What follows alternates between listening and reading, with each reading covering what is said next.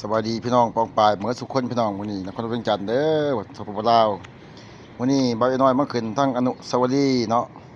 เรียกว่าประตูไส้เนาะทั้งนั้นมุมสูงพี่น้องนำพาพี่น้องมาเที่ยวชมบรรยากาศทั้งมุมสูงนั้นใจกลางของนครเวียงจันทน์สปปลาวเนาะอันนี้ก็คือที่บ่าวน้อยยืนอยู่ก็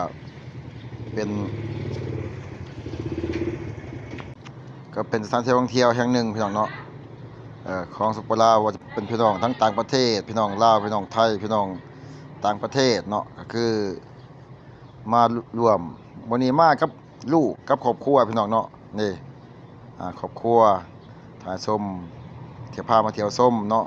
อันนี้ผมเป็นน้ำพุพี่น้องเพิ่นยังบ่ทันเปิดน้ำพุเนาะจักหน่อยเปิดเนาะ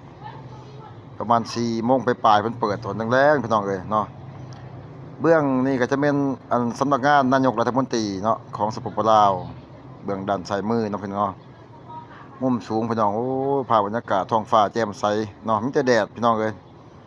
แดดแห้งยังบ่มีฝนตกเด้อพี่น้องเด้อมื้อนี้เด้อใบน้อยก็มาได้ชมขึ้นมุมสูง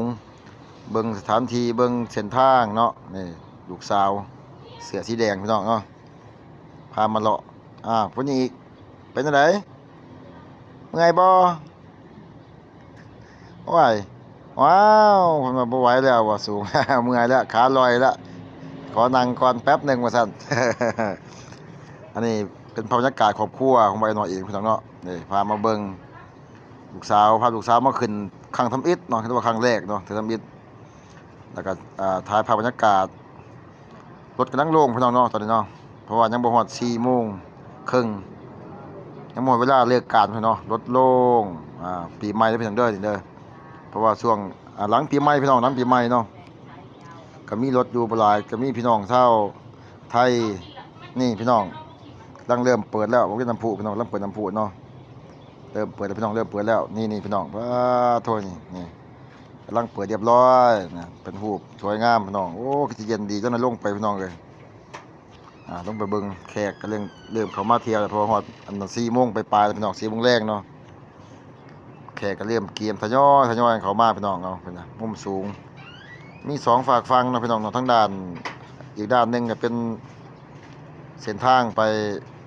หอค่ำพี่น้องเนาะนี่ถ่ายภาพบรรยากาศเนาะเส้นทางถนนทางใจกลางนครเวียงจันทน์เนาะเป็นสถานที่ท่องเที่ยว